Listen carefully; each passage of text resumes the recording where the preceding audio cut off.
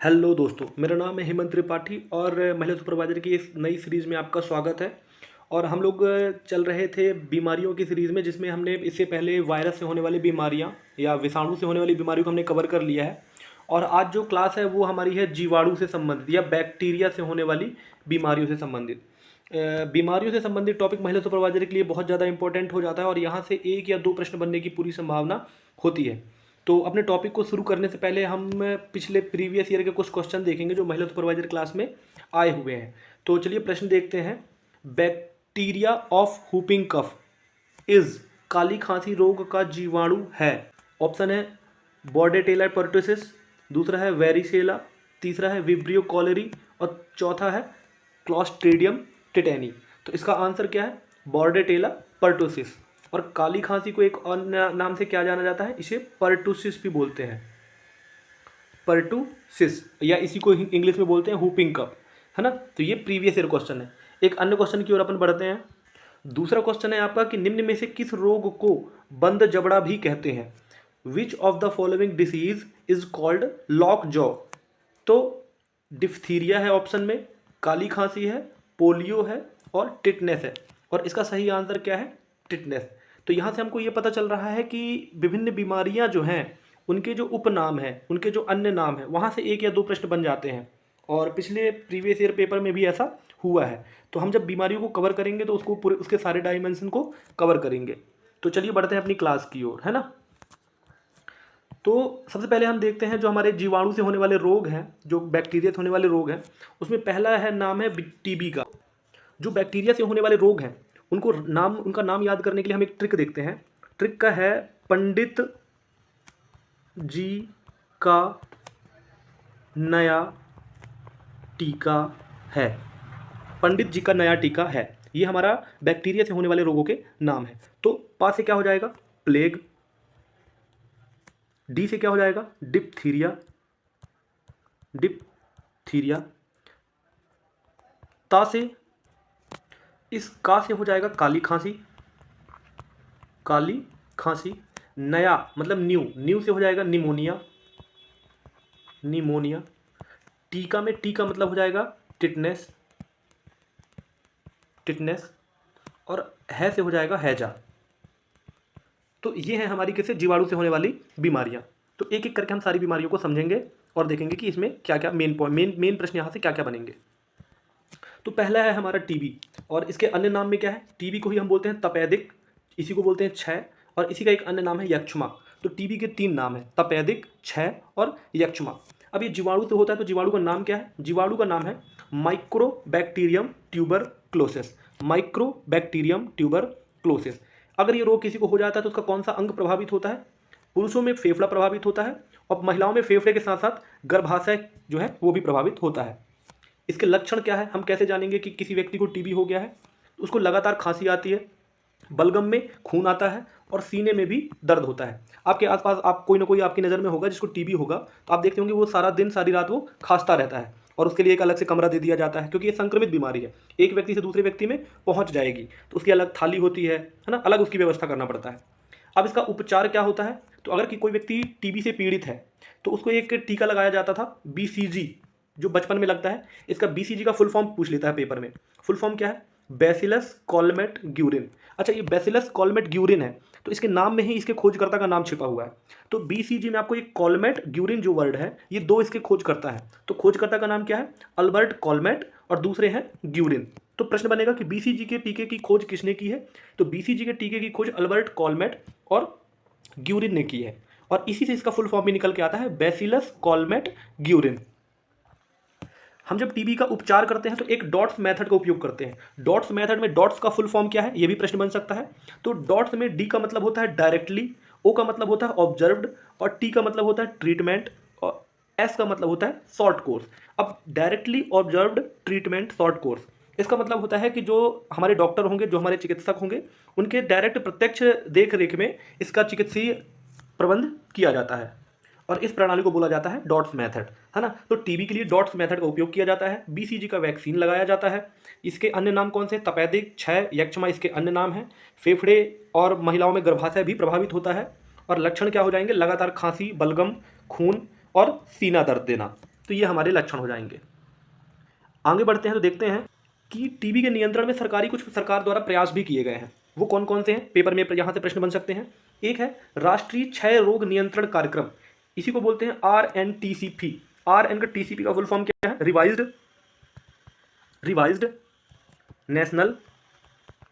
National tuberculosis control programme है ना। तो ये हमारे RNTCP का पूरा नाम है। तो प्रश्न बन सकता है कि RNTCP का फुल नेम क्या है, या ये बन सकता है कि राष्ट्रीय क्षय रोग नियंत्रण कार्यक्रम किस वर्ष शुरू किया गया।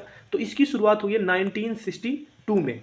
तो राष्ट्रीय क्षय रोग नियंत्रण कार्यक्रम या RNTCP की शुरुआत हुई है 1962 में, 1962 में। और इसके अंतर्गत क्या किया जाता है कि गली गली घर घर जाकर के रोगी की पहचान की जाती है, उसको मुफ्त में इलाज मुहैया कराया जाता है। और इसी मुफ्त इलाज के साथ साथ 1997 में वो जो हमने डॉट्स मेथड पढ़ी थी, उसमें भी इस राष्ट्रीय क्षय रोग नियंत्रण कार्यक्रम के अंतर्गत उसको भी शामिल कर लिया गया है। तो इस नियंत्रण कार्यक्रम के अंतर्गत डॉट्स मेथड से उन लोगों की भी देखभाल की जाएगी।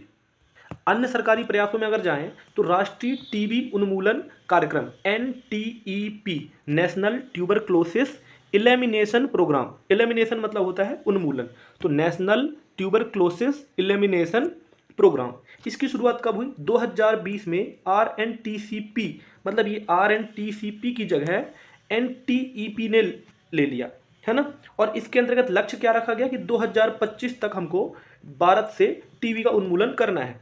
तो ये प्रश्न बहुत इंपॉर्टेंट हो जाता है, इसमें आप डबल स्टार लगा लें कि भारत से किस वर्ष तक टीबी के उन्मूलन का लक्ष्य रखा गया है। ऑप्शन बनेगा 2020, 23, 24, 25, 26। तो आंसर होगा 2025 तक।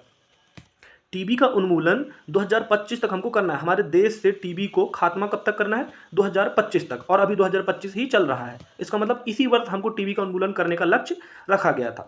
निक्षय पोषण योजना, निक्षय पोषण योजना क्या है, इसमें टीबी मरीज को जो है तो पोषण हेतु क्या दिया जाता है, 500 रुपये प्रति माह। आपने, मेरे तो नानी के घर के बगल में एक व्यक्ति रहता था, उसको 500 रुपये प्रति माह भी मिलते थे और उसका सरकारी इलाज भी होता था। और एक अन्य लक्ष्य रखा गया है टीबी मुक्त पंचायत का निर्माण। तो जितनी भी ग्राम पंचायत है भारत देश के अंदर, उनको टीबी से मुक्त करना है, तभी तो 2025 तक हम लोग उसका उन्मूलन कर पाएंगे। ये टीबी से संबंधित कुछ उन्मूलन कार्यक्रम या सरकारी प्रयास है। आगे देखते हैं तो अगला रोग है हमारा टिटनेस। नेक्स्ट बीमारी कौन सी है, हम टिटनेस। टिटनेस के अन्य नाम कौन कौन से हैं ये भी देख लें, यहाँ से भी प्रश्न बन सकता है। इसमें पहला नाम है लागजा, धनुष टंकार और बंद जबड़ा। ये बंद जबड़ा आपके प्रीवियस ईयर क्वेश्चन में आ चुका है, महिला सुपरवाइजर में ये प्रीवियस ईयर क्वेश्चन है, बंद जबड़ा। हो सकता है इस बार आपका ये धनुष टंकार आ जाए। तो प्रश्न बन सकता है कि टिटनेस रोग को अन्य नाम से भी जाना जाता है। ऑप्शन में 3 अन्य दे दे और एक धनुष टंकार दे दे। तो धनुष टंकार को टिटनेस, या यहाँ ऐसे याद रखते हैं, टिटनेस टंकार। तो टिटनेस, धनुष टंकार। लाकजा भी किसको कहा जाता है, इसी को। जीवाणु की बात करो तो कौन से जीवाणु से होता है भाई, ये क्लॉस्ट्रीडियम टिटेनी। तो जो टिटनेस होता है आपका वो क्लॉस्ट्रीडियम टिटेनी से होता है। प्रभावित अंग कौन से हैं, तंत्रिका तंत्र, ठीक है, न्यूरो सिस्टम आपका प्रभावित होता है। लक्षण क्या होगा जब आपको टिटनेस हो जाएगा, ये टिटनेस होता है जब आपको कोई जंग लगी, लोहे की चीज़ लग जाए। तो ये टिटनेस जब आपको हो जाएगा तो आपके अंदर लक्षण कौन से दिखेंगे, आपको बुखार हो सकता है, पसीना आपको आएगा, गर्मी आपको बहुत लगेगी, आपकी जो हार्ट बीट रेट उसका बहुत ज़्यादा तेज हो जाएगा, और जब आप कुछ खाओगे तो आपको उसको गटकने में उसको दिक्कत होगी। उपचार क्या है, तो टिटनेस टॉक्साइड का इंजेक्शन लगवाते हैं। इसके अलावा जब बच्चे होते हैं तो बच्चों में DPT का इंजेक्शन लगता है। DPT का फुल फॉर्म है डिप्थीरिया, पर्टुसिस और टिटनेस। ये 3 रोगों से संयुक्त है और इसमें एक टिटनेस भी है। तो टिटनेस से रोकथाम के लिए बच्चों को लगाया जाने वाला टीका कौन सा है, DPT। उसके अलावा वयस्कों में एक TD बूस्टर भी लगाया जाता है जो 10 वर्षों के अंतराल में लगाया जाता है। तो ये है हमारा बीमारी कौन सा, टिटनेस। इसको बोलते हैं धनुष टंकार, बंद जबड़ा। ये बीमारी होती किससे है, क्लॉस्ट्रीडियम टिटेनी नामक जीवाणु से होती है। इससे हमारा तंत्रिका तंत्र प्रभावित हो जाता है और जब होता है तो बुखार, पसीना, हार्ट बीट तेज हो जाएगी, ऐसे होता है। टिटनेस टॉक्साइड के इंजेक्शन लगवा करके हम इससे निराकरण पा सकते हैं। अगली बीमारी की ओर बढ़ते हैं। नेक्स्ट बीमारी हमारी गलघोटू। ये आपके सिलेबस में डायरेक्ट दी हुई है और गलघोटू को ही अन्य नाम क्या है, इसी को डिप्थीरिया भी बोलते हैं और इसी को रोहिणी। तो प्रश्न ये बहुत इंपॉर्टेंट हो जाए, इसमें आप स्टार लगा लें कि डिप्थीरिया और रोहिणी। तो रोहिणी किस बीमारी का नाम है, गलघोटू का नाम है। डिप्थीरिया किस बीमारी का नाम है, गलघोटू का नाम है। और जीवाणु कौन सा है जो आपको प्रभावित करेगा, वो है कोरेनी बैक्टीरियम डिप्थीरी। तो डिप्थीरिया से डिप्थीरिया आ गया, ये तो सामान्य सी बात है। लेकिन अगर प्रश्न बनेगा गलघोटू निम्न में से किस जीवाणु से होता है, और ऑप्शन में फिर डिप्थीरिया आएगा तो आप कन्फ्यूज हो जाएंगे। तो ये भी याद रखना है कि गलघोटू को ही डिप्थीरिया बोलते हैं, इसी को रोहिणी बोलते हैं, और ये जो बीमारी होती है वो कोरेनी बैक्टीरियम डिप्थीरी से होती है। अच्छा, कोरेनी बैक्टीरियम डिप्थीरी, ये गलत जगह लिख गया है, इसको यहाँ लिखना था। तो कोरेनी बैक्टीरियम डिप्थीरी की जो खोज की थी वो किसने की थी? एडविन क्लेब्स ने। क्या नाम था? Edwin Klebs. एडविन क्लेब्स ने 1883 में एडविन क्लेब्स ने की थी। प्रभावित अंग कौन सा है? श्वास नली। श्वास नली कैसे प्रभावित होती है? लक्षण दिखने लगते हैं, आपकी नाक बहने लगेगी, खांसी, ठंड, थकान, सांस लेने में दिक्कत, ये मेन बात है, और सांस का फूलना, है ना, तो ये समस्या है। त्वचा पर चकते होने लगेंगे, मांसपेशियों में कमजोरी, ऐठन, गले की जो लिम्फ ग्रंथि है, लिम्फ नोड, वो क्या हो जाएगी? वो सूज जाएगी, और आपकी नेक कैसी हो जाएगी? बुल की तरह हो जाएगी। इसलिए इसको बोला जाता है क्या? बुल नेक, मतलब सांड की तरह आपकी जो गर्दन हो जाएगी मोटी। और उपचार क्या है? उपचार वही है जो टिटनेस में था, डीपीटी, मतलब डिप्थीरिया, पर्टुसिस और टिटनेस। तो डी से जो आ गया डिप्थीरिया, तो ये डिप्थीरिया के उपचार के लिए डीपीटी का टीका लगाया जाता है। एक वही है टीडी, ये बूस्टर है जो वयस्कों में लगता है। ये किस में लगता है? ये वयस्कों में लगता है। और डीपीटी किस में लगता है? ये बच्चों को लगता है ना। तो ये कौन सी बीमारी है? गलघोटू। इसमें मेन बात ये है कि आपको जीवाणु याद करना है और इसके अन्य नाम याद करना है, प्रभावित अंग बहुत इंपॉर्टेंट हो जाता है, और कुछ लक्षण भी मेन याद करना है। अगला देखते हैं, अगला क्या है? अगली बीमारी है आपकी काली खांसी, इसी को बोलते हैं पर्टुसिस। तो इसके अन्य नाम क्या है काली खांसी के? इसी को पर्टुसिस बोलते हैं, इसी को कुकर खांसी बोलते हैं, और इसी को वूपिंग कफ भी बोलते हैं। जीवाणु कौन सा है? तो ये प्रश्न प्रीवियस ईयर का है, जिसमें जीवाणु का नाम है बॉर्डेटेला पर्टुसिस। बॉर्डेटेला पर्टुसिस, इसी का एक अन्य नाम है, इसी को बोल देते हैं हीमोफिलस पर्टुसिस। तो ये प्रश्न इंपॉर्टेंट हो जाता है। प्रभावित अंग कौन सा है? श्वसन तंत्र होता है। लक्षण क्या है? आपको तेज खांसी आएगी, वही है काली खांसी। खांसी के साथ उल्टी आ सकती है, चेहरा लाल हो जाएगा, लाल पीला होने लगेगा। उपचार इसके क्या है? अगर उपचार की बात करें तो वही डीपीटी, मैंने बताया डीपीटी 3 बीमारियों के लिए है, उनमें से एक काली खांसी है जिसी को बोलते हैं पर्टुसिस। संक्रमित व्यक्ति से दूर रहना है, और डीपीटी का बचपन में एक टीका लगता है ना। तो इसके ऐसे हम इससे बचे सकते हैं। तो इसमें क्या याद करने वाला है? इसके अन्य नाम याद करना है, इसके जीवाणु याद करना है कि बॉर्डेटेला पर्टुसिस है, अन्य नाम में पर्टुसिस, कुकर खांसी, वूपिंग कफ, है ना। तो ये है। आगे देखते हैं, आगे है आपका निमोनिया। तो निमोनिया जो है बच्चों में ज़्यादातर होता है, और निमोनिया के जीवाणु कौन सा है? इसका कारक है स्ट्रेप्टोकोकस निमोनी। तो ये निमोनिया से निमोनी तो याद हो जाएगा, लेकिन ये स्ट्रेप्टोकोकस भी आपको याद रखना है। प्रभावित अंग कौन सा है? स्वतंत्र तंत्र होगा, क्योंकि ज़्यादातर बच्चों में होता है। अच्छा, स्वतंत्र तंत्र को ये कैसे प्रभावित करता है? आपने जो हमारा फेफड़ा होता है उसकी अंतिम जो संरचना होती है, लास्ट में जो हमारा फेफड़ा है ना, वो एल्ब्यूलाई होते हैं। एल्ब्यूलाई, छोटे छोटे ऐसे एल्ब्यूलाई होते हैं, ऐसे आपका फेफड़ा होता है, दो फेफड़े होते हैं, और ये इसमें नसें जाती हैं, फिर नसों से ये अलग से एक नली जाती है, और इन नलियों में अंत में ऐसे कुछ एल्ब्यूलाई होते हैं जहाँ से ऑक्सीजन आती जाती है। तो इनमें क्या होता है? इनमें सूजन आ जाती है, और जब इन एल्ब्यूलाई में सूजन आ जाती है तो वो जो छिद्र होते हैं वो थोड़ा सा ढक से जाते हैं, और उस दौरान आपको क्या होता है? आपको सांस लेने में दिक्कत होती है। और ये ढक क्यों जाते हैं? उसका रीजन होता है स्ट्रेप्टोकोकस न्यूमोनी। तो सांस लेने में दिक्कत होती है, फिर खांसी आती है, तो ये लक्षण किसके हो जाते हैं? निमोनिया। इसका मतलब ये है कि बच्चे को क्या हो गया है? निमोनिया हो गया है। उपचार क्या है? पीसीवी, ये टीका है, इसी को बोलते हैं न्यूमोकोकल कंजुगेट वैक्सीन। न्यूमोकोकल में ये याद रखना है कि न्यूमोकोकल की स्पेलिंग पी से स्टार्ट होती है, इसलिए इसका नाम है पीसीवी। तो परेशान नहीं होना है। पीसीवी मतलब न्यूमोकोकल कंजुगेट वैक्सीन। बैक्टीरिया से होने वाली जो नेक्स्ट बीमारी है वो कौन सी है? आपकी टाइफाइड है। टाइफाइड को एक अन्य नाम मोती झिरा के नाम से भी जाना जाता है। जीवाणु क्या है? मिलता जुलता नाम है, साल्मोनेला टाइफी। अब प्रभावित अंग कौन सा है? आंत। आंत दो प्रकार की, छोटी आंत और बड़ी आंत। तो ये प्रभावित अंग कौन सा है? आंत है। लक्षण क्या है? इसमें आपका सर दर्द देगा, बुखार, भूखने लगेगी, और आपको कमजोरी महसूस होगी। टाइफाइड आमतौर पे आप में से हर एक व्यक्ति को कभी न कभी किसी न किसी उम्र में हुआ ही होगा। इसका मुख्य कारण होता है दूषित जल, दूषित भोजन, गंदगी वाला स्थान। तो ये इसका मेन रीज़न क्या है कि जो अपन गंदगी से अगर रह रहे हैं, गलत जगह पे रह रहे हैं, तो टाइफाइड होने की संभावना अधिक हो जाती है। ये इंपॉर्टेंट हो जाता है। यहाँ से प्रश्न पिछली कक्षाओं में, पिछले पेपरों में काफ़ी बार पूछा गया है कि टाइफाइड की जांच के लिए कौन से टेस्ट का उपयोग किया जाता है। तो उस टेस्ट का नाम क्या है? आपका विडाल टेस्ट। विडाल टेस्ट के माध्यम से आप टाइफाइड की जांच कर सकते हैं, और ये पता चल जाता है कि आप टाइफाइड पॉजिटिव हैं या नहीं। तो यहाँ से क्या क्या याद करना है? टाइफाइड किस जीवाणु से, किस बैक्टीरिया से होता है? तो नाम है साल्मोनेला टाइफी। प्रभावित अंग कौन सा है? तो प्रभावित अंग है आपका आंत। कारण क्या है इसका? दूषित जल, दूषित भोजन और गंदगी वाले स्थान में रहने से होता है। और जब हो ही गया है तो इसका निराकरण कैसे होगा? विडाल टेस्ट के माध्यम से हमको पता चलेगा कि हमको हुआ है या नहीं, और उसके बाद हम फिर टाइफाइड का डोज लेते हैं। नेक्स्ट है हमारा बैक्टीरिया से होने वाला रोग, कुष्ठ रोग। कुष्ठ रोग को ही हम क्या बोलते हैं? कोढ़ बोलते हैं। आपने देखा ही होगा, आपके आसपास कोई ना कोई रहा होगा ऐसा। लेप्रोसी इसी को इंग्लिश में बोलते हैं। और इससे जो किस बैक्टीरिया से होता है, बैक्टीरिया का नाम है माइक्रोबैक्टीरियम लेप्री। तो लेप्रोसी जो रोग है उसी को बोलते हैं कुष्ठ रोग, इसी को बोलते हैं कोढ़। और इसका जो जीवाणु है वो है माइक्रोबैक्टीरियम लेप्री। प्रभावित अंग कौन सा है, तंत्रिका तंत्र है। लक्षण क्या है, शरीर में सफ़ेद दाग, ये आप लोगों को बताने की जरूरत नहीं है, आप सब इस बात से वाकिफ है। उपचार क्या है, एमडीटी। एमडीटी का मतलब क्या है, मल्टी ड्रग थेरेपी, है ना, मल्टी ड्रग थेरेपी। इसके माध्यम से कुष्ठ रोग से निराकरण किया जा सकता है। आगे देखते हैं नेक्स्ट बीमारी क्या है जीवाणु से होने वाली। अच्छा, ये है प्लेग। प्लेग और काली मौत। ये प्लेग और हैजा का खौफ उस समय पे था, आज से 400 500 600 साल पहले, बहुत ज़्यादा, इनसे करोड़ों जाने जाती थी। यही रीजन है कि इसको क्या बोला जाता था, इसको ब्लैक डेथ के नाम से जाना जाता था। उस समय पर इसका कोई एंटीडोट ही नहीं था, इससे बचने का कोई रास्ता ही नहीं होता था। इस वजह से पूरा गांव के गांव, जिले के जिले, शहर के शहर तबाह हो जाते थे। तो जो आपका प्लेग है इसी को बोलते हैं काली मौत, इसी को इंग्लिश में बोलते हैं ब्लैक डेथ। Black death. जीवाणु कौन सा है, पास्चुरेला पेस्टिस। प्लेग का जीवाणु कौन सा है, पास्चुरेला पेस्टिस। प्रभावित अंग कौन सा है, श्वसन तंत्र, फेफड़ा। आप सांस नहीं ले पाएंगे, आपकी डेथ हो जाएगी। कारण क्या है इसका, पिस्सू, चूहे, गिलहरी आदि से फैलता है। कैसे फैलता है भाई, तो जो चूहे होते हैं, जो गिलहरी होती हैं, उनके ऊपर पिस्सू बैठे रहते हैं। तो इनमें से जो संक्रमित चूहा होता है, जो संक्रमित गिलहरी होती है, जिसमें कौन से जीवाणु होते हैं, पास्चुरेला पेस्टिस, तो वो आते हैं पिस्सू में, और पिस्सू से किस में आ जाते हैं, मनुष्य में, है ना। और मनुष्य क्या हो जाता है, काली मौत का शिकार, प्लेग का शिकार हो जाता है। क्योंकि ये संक्रमित बीमारी है तो एक आदमी से दूसरे आदमी में फैलेगी। जैसे कि कोविड तो हालांकि वायरस से जनित था, लेकिन फिर भी ऐसे ही खौफनाक था क्योंकि संक्रमित था वो भी।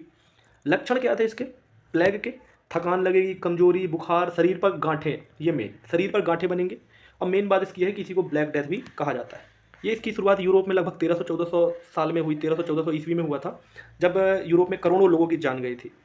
उसके बाद जो अलेक्जेंडर यारसिन ने इसके जीवाणु की खोज की, जीवाणु मतलब पास्चुरेला पेस्टिस की खोज किसने की, अलेक्जेंडर यारसिन। और फिर इसके लिए टीके की खोज किसने कर दी, वॉल्डेयर हाफकिन। ये बहुत इंपॉर्टेंट, प्लेग का टीका किसने बनाया, वॉल्डेयर हाफकिन ने। प्लेग जिससे होता है, पास्चुरेला पेस्टिस बैक्टीरिया, उसकी खोज किसने की, अलेक्जेंडर यारसिन ने। और उपचार क्या है इसका, उपचार है इसका सल्फर ड्रग। नेक्स्ट बीमारी देखते हैं। नेक्स्ट बीमारी है आपकी हैजा, इसी को बोलते हैं हम कॉलरा। और ये कौन सी बैक्टीरिया से होता है, ये होता है विब्रियो कॉलेरा या विब्रियो कॉलेरी। तो जीवाणु का नाम क्या होगा, विब्रियो कॉलेरी। इसकी खोज किसने की थी जीवाणु की, तो उसका नाम है रॉबर्ट कॉक। Robert Kock. प्रभावित अंग कौन सा है आपका, आंत प्रभावित होता है। तो जो हैजा है और टाइफाइड, ये एक साथ इनका नाम आप याद रखो, क्योंकि दोनों ही दूषित पानी और भोजन से होते हैं, और दोनों से ही प्रभावित अंग कौन सा है, आंत है। कारण क्या है, दूषित भोजन और पानी।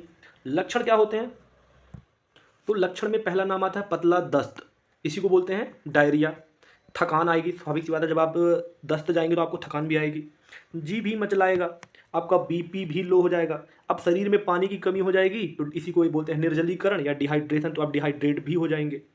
अब जब डिहाइड्रेट हो जाएंगे तो इसका निराकरण कैसे करेंगे भाई इस बीमारी का, तो आप ज़्यादा से ज़्यादा ORS घोल का सेवन करेंगे। तो ORS घोल का उपयोग करेंगे और पानी उबाल कर पिएंगे, स्वच्छता वाले स्थान पर रहेंगे, संक्रमित व्यक्ति से दूरी बनाकर रखेंगे, तो इसका समाधान हम ऐसे कर सकते हैं। ORS का फुल फॉर्म क्या होता है, ये हालांकि विशाखा मैम आपको पढ़ाएंगी, मैं थोड़ा सा इसको शॉर्टकट में बता देता हूँ। ORS का फुल फॉर्म क्या है, ओरल रिहाइड्रेशन सॉल्यूशन, है ना, ओरल रिहाइड्रेशन सॉल्यूशन। घटक इसमें क्या क्या पाया जाता है, ORS में क्या क्या होता है, glucose, sodium citrate, potassium chloride और सोडियम क्लोराइड। अपन जब घर में ORS बनाते हैं तो क्या करते हैं, नमक और शक्कर को मिक्स करते हैं। तो देखो आप, ये नमक किस में आ गया, सोडियम क्लोराइड NaCl, और जो आपका ग्लूकोज है ये क्या है, शक्कर में हो गया। इसके अलावा सोडियम सिट्रेट और पोटेशियम क्लोराइड दोनों के मिक्सचर में होता ही है। तो ऐसे हम ORS घोल भी तैयार कर लेते हैं। उपयोग क्या है इसका, शरीर में जल लवण की कमी को दूर करने में सहायक, डिहाइड्रेशन दूर करने में सहायक। अच्छा, ये डिहाइड्रेशन कैसे दूर करता है, तो क्या होता है कि जब हमको दस्त लगती है, दस्त क्यों लगती है, हमारी बॉडी में जो हमारी छोटी आंत होती है, आपने देखा होगा ऐसे ये घुमावदार ऐसे आपके शरीर में छोटी आंत होती है ना। और इस छोटी आंत से फिर यहाँ से एक बड़ी आंत स्टार्ट हो जाती है, और ऐसे करके बड़ी आंत, और ये यहाँ से ये और ये आपका गुदा द्वार हो जाता है, और यहाँ पे एक अपेंडिक्स होता है। तो जो आपका ये आंत होता है ना, आंतें, छोटी आंत है ना, बड़ी आंत, इसमें क्या होता है, एक विली होती है। इसके जो ये जिसका सतह होता है, ये जो छोटी आंत की जो सतह होती है, बड़ी आंत की जो सतह होती है, इसकी सतह पर एक विली नाम की आकृति, ऐसी छोटे छोटे आकृति बनी होती है। और उस छोटी आकृति को क्या बोलते हैं, मतलब ऐसे सतह पे छोटे छोटे छिद्र कण टाइप के होते हैं, और उसको हम बोलते हैं क्या, विली। विली, इसी को बोलते हैं रसांकुर। रसांकुर, ये रसांकुर क्या करता है कि हमारे शरीर में जल का अवशोषण करता है। जल का अवशोषण का मतलब कि ये जल को अवशोषित करता है, छोटी आंत बड़ी आंत, और जल को अवशोषित करके हमारे शरीर में जल की आपूर्ति करता है। अब अगर किसी कारण से ये विली खराब हो जाए, विली खराब कब होगी, जब कोई संक्रमण फैल जाएगा, और जब ये विली काम करना बंद कर दे अच्छे से, तो हमारे शरीर में जल का अवशोषण नहीं होगा, और जो जल बचेगा वो अपशिष्ट के साथ आपके गुदाद्वार, बड़ी आंत से होते हुआ गुदाद्वार से बाहर निकलेगा, और वो जब ज़्यादा जल हो जाएगा तो वही आपको दस्त हो जाएगा। तो जब ये विली काम नहीं करती है, तो ऐसी स्थिति में विली को काम करवाने के लिए जल का अवशोषण होना, जल को अवशोषित होना जरूरी है। और जल को अवशोषित करने के लिए हम ORS का घोल देते हैं। क्यों ORS का घोल देते हैं, क्योंकि इसमें ये जो घटक है ना, sodium citrate, potassium chloride, sodium chloride और ग्लूकोज, ये जब मिक्सचर इनका हो जाता है तो जल का अवशोषण होने में थोड़ी सी आसानी हो जाती है। और जब जल का अवशोषण होता है तो आपके शरीर में पानी की कमी नहीं हो पाती है, और इसके द्वारा जो पानी की कमी हुई है, जो निर्जलीकरण हुआ है, जो आपका शरीर कमज़ोर हो रहा है, उसकी भरपाई हो जाती है। और इसी दौरान जब हम दवाइयाँ लेते हैं और विली को हम अपने सही कर लेते हैं, जो अपने जीवाणु कीटाणु जो भी आए हैं विली के ऊपर, वो जब उसका असर जब कम हो जाता है तो हमारी विली स्वस्थ हो जाती है, और वो फिर से पानी का अवशोषण करना शुरू कर देती है। तो ORS का मुख्य काम है डिहाइड्रेशन को दूर करना। आगे देखते हैं, आगे है आपका गोनेरिया। गोनेरिया, ये भी आपकी क्या है, बैक्टीरिया से होने वाला रोग है, और इसके लिए जीवाणु बैक्टीरिया कौन सा जिम्मेदार है, नाइसेरिया गोनेराई, नाम से ही पता चल रहा है, नाइसेरिया गोनेराई। प्रभावित अंग कौन सा है, मूत्र मार्ग। एक तो हम गोनेरिया पढ़ रहे हैं, और एक अभी हम पढ़ेंगे क्या, सिफिलिस। सिफिलिस, ये ला सिफिलिस। तो गोनेरिया और सिफिलिस दोनों ही में क्या प्रभावित अंग कौन सा है, मूत्र मार्ग, और दोनों का ही कारण क्या है, STD। STD मतलब, STD का मतलब होता है sexual transmitted disease. Sexual transmitted disease का मतलब ये है कि जब हम किसी से यौन संबंध बनाते हैं तो एक व्यक्ति में जो नाइसेरिया गोनेराई है, जो बैक्टीरिया है, वो दूसरे व्यक्ति में चले जाते हैं। सेक्सुअल ट्रांसमिटेड डिसीज इसलिए बोला जाता है क्योंकि इनका ट्रांसफर हो जाता है एक से दूसरे में। तो इसका कारण क्या है, असुरक्षित, सॉरी ये गलत लिखा है, इसको असुरक्षित कर लें।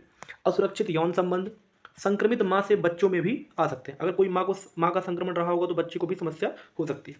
लक्षण क्या है, पेशाब के दौरान दर्द, जलन, पीले रंग का द्रव, लाल पीले रंग का द्रव का स्त्रावण भी होने लगता है, और जो टेस्टिकल्स होते हैं पुरुषों में, वो उनमें सूजन आ जाती है, और कई बार तो बांझपन जैसी स्थिति भी पैदा हो सकती है। आपने पेनिसिलिन का नाम बहुत सुना होगा, हमारे यहाँ इसको बोला जाता है ये पहली एंटीबायोटिक है जिसे विस्तृत तौर पे वैक्सीन के रूप में उपयोग किया गया था। तो पेनिसिलिन का उपयोग किया जाता है। खोजकर्ता क्या है, अलेक्जेंडर फ्लेमिंग है इसके खोजकर्ता पेनिसिलिन के। और सुरक्षा क्या है, सुरक्षा यही है कि यौन संबंध के दौरान निरोध का प्रयोग करें, निरोध को ही बोलते हैं अपन कंडोम, तो इसका प्रयोग करें। और व्यक्ति के साथ यौन संबंध, उस व्यक्ति के साथ यौन संबंध ना बनाएं जो इस चीज़ से है हमारा सिफिलिस, इस पर हमने चर्चा की है। ये भी क्या है, ये भी मूत्र मार्गों को प्रभावित करता है, और जो लिंग है शिश्न, उसमें घाव पैदा करता है। जीवाणु कौन है, जीवाणु का नाम है ट्रिपोनेमा पैलिडम। इंपॉर्टेंट हो जाता है, जीवाणु के नाम पूछ लेगा तो जीवाणु का नाम क्या है, ट्रिपोनेमा पैलिडम। ट्रिपोनेमा पैलिडम, कारण है STD, सेक्सुअल ट्रांसमिटेड डिसीज है, यौन संबंध बनाने के दौरान हो सकता है। तो ये हमारे मुख्य बैक्टीरिया से होने वाली बीमारियां थी। और अब कुछ क्वेश्चन भी देख लेते हैं, कुछ प्रश्न देख लेते हैं जिससे हमारी चीज़ें थोड़ा सा स्टेबल हो जाएंगी। तो पहला प्रश्न है ये, जो आपके प्रीवियस ईयर में ही आया था, अतिसार की स्थिति में शरीर में किस तत्व की कमी हो जाती है। जब आपको डायरिया होता है तो आपके शरीर में किस चीज़ की कमी हो जाती है, जल की बिल्कुल हो जाती है, आपको दस्त लग रहे हैं। पोटेशियम की भी हो जाती है, सोडियम की कमी हो जाती है, तभी तो हम देते हैं NaCl। उपरोक्त सभी, तो ऑप्शन इसका सही आंसर हो जाएगा उपरोक्त सभी। ये प्रीवियस ईयर का क्वेश्चन है। आगे देखते हैं नेक्स्ट। एक प्रश्न है ये मेरी तरफ से, जो आप कमेंट बॉक्स में इसका आंसर देंगे। निम्नलिखित में से किस रोग को रोहिणी भी कहा जाता है, किस रोग का नाम अन्य नाम है रोहिणी। ऑप्शन में है सिफिलिस, हैजा, डिप्थीरिया, टाइफाइड। आप लोग इसका आंसर मेरे को कमेंट बॉक्स में देंगे। एक और प्रश्न देख लेते हैं जो प्रीवियस ईयर का ही है। पर्टुसिस का चिकित्सकीय नाम क्या है। हमने पढ़ा है पर्टुसिस, तो पर्टुसिस का चिकित्सकीय नाम डेंगू है, नहीं भाई। डिप्थीरिया, डिप्थीरिया को क्या बोलते हैं, ध्यान रखना, काली खांसी, इन्फ्लुएंजा। तो इसका आंसर है काली खांसी। तो पर्टुसिस का चिकित्सकीय नाम है काली खांसी। आप मेरे को आंसर देंगे रोहिणी किसे कहते हैं, किस बीमारी का अन्य नाम है। तो चैनल से जुड़े रहें, सब्सक्राइब कर लें और लोगों तक शेयर करें और लाइक करें। धन्यवाद।